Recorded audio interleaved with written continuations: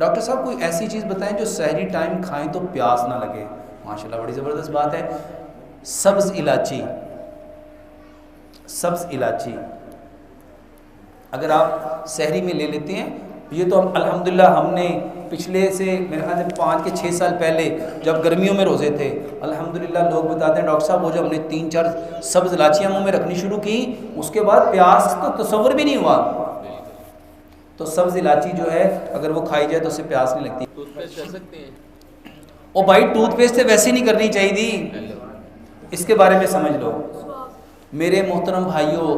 ये जो टूथपेस्ट झाग बनाती है ना, बल्कि जितनी चीज़ें झाग बनाती हैं, लिस्ट है पूरी, साबुन, शैम्पू, टूथपेस्ट, ये सारे बोतलें, ये हार्ट अटैक का बायस बनती हैं,